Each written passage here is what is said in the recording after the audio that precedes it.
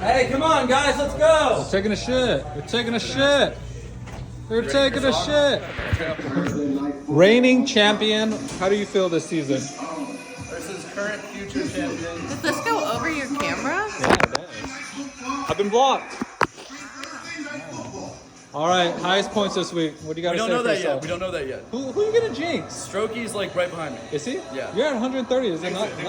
Don't jinx No, it. you don't have jinx it. biggest wiener? But it feels good. I mean, it feels right. Going up against Andrew. Are you taking the smallest wiener from me today? Come on, please do. You're Take the from me. smallest wiener guy. Damn, dude.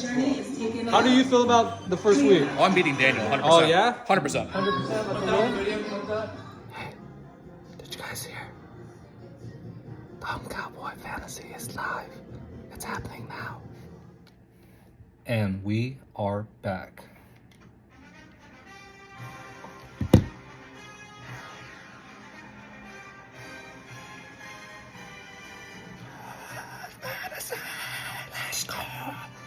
Let's go! All right, guys, welcome back to the Cowboys Fantasy Recap. This week, it is brought to you by Rich the Kid. Long time no see, guys.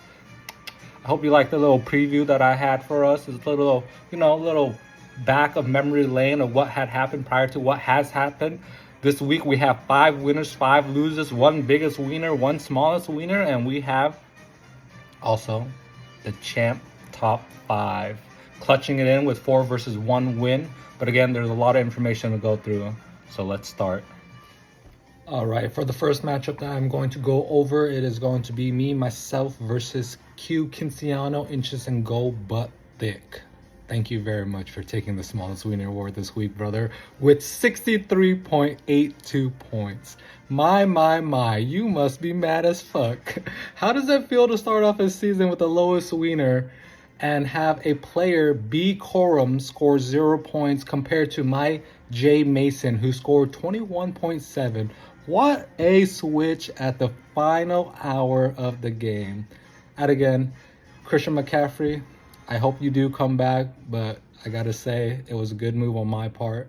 What a play, what a play. Thank you everybody for tuning in. I did beat Kinciano for that easy first game. Underperforming, 85.64 points. Our projected was over 100, but dang, we are a lot of points away from the biggest wiener, and I'll let you know the difference at the end of the cap. See you in a bit. The next game that we are going to be reviewing is going to be the second highest scoring team, not the first highest scoring team, but as we saw in the predictions, sad to say that we did jinx his ass. We got Danny Raymond coming in Mice Diggs Small at 139.98 points. What a performance by his whole goddamn squad. His man told me that he is locked in and he knows his players and he knows they're going to score high points for him. But an overall well performance by every single player on his team. They all projected and performed over the projection other than his tight end and his kicker and his defense. I take that statement back. His team's not all that great. He just got lucky. But again, he did beat Andrew's agreeable team at 97.56 points. Andrew. What is going on? Why did you pick Etienne Jr. over Barkley? Is the biggest question. I myself, being a rookie, don't understand that. But apparently that's what happened. You had a chance at 32.2 points this week, but instead you got a merely 10.9 from our Jax running back. Wow, your kicker overall did 21 points, which is really good. Congratulations, but still not good enough. You will be taking the L this week. Congratulations, Danny. You have won. On to the next. All right, for this next matchup, we are going to change the point of view. Well, let's show some statistics on this one. Here we have Brian versus Chef, Howie Normus versus Don't Bully Me or I'll Come. Unfortunately, this week you have been bullied and you will be coming. Here we have the teams putting up 114.56 versus 105.66 when projected should have been at 108 points. Lucky for Brian, his team did half perform and half didn't perform. That's not a performing score. That's not a performing score. That is not. That is not a performing score. That is not a performing score. And I guess those are all right. But dang, okay, Mixon, I see you.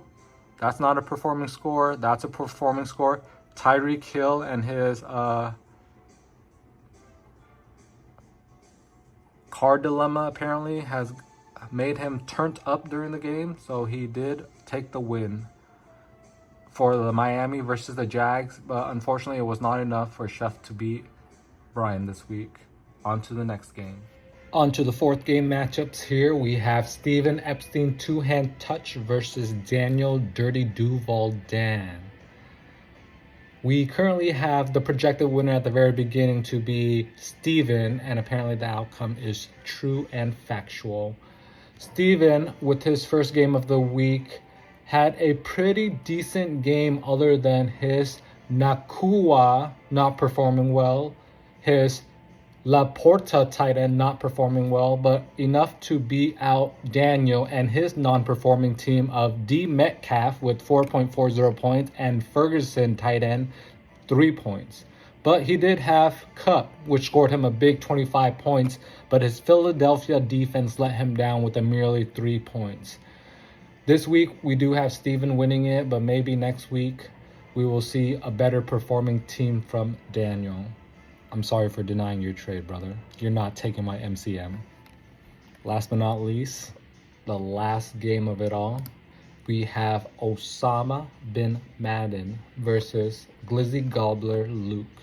And you can guess it already. Luke did lose this week. Here we have 94.18 versus 141.02. The largest winner award goes to Osama bin Laden. Congratulations and welcome back from your vacation, sir. Your team has performed for you while you were away. You must have known. That's why you took a vacation to enjoy your $25 winning this week. So treasurer, please pay out the man. But again, let's go over some statistics from our highest scoring winner this week. Quarterback, well over projected points. Wide receiver, well over projected points, over projected points. Running back, under. Running back, over. Tight end, over. Flex, under. Kicker, 26 goddamn points. What can we say about San Francisco? Thank you for coming in clutch. Kicker, let's go. And last but not least, Seattle defense scoring him 141.02, which is literally 77 goddamn points higher than the smallest wiener. Twice that amount of the smallest wiener? My.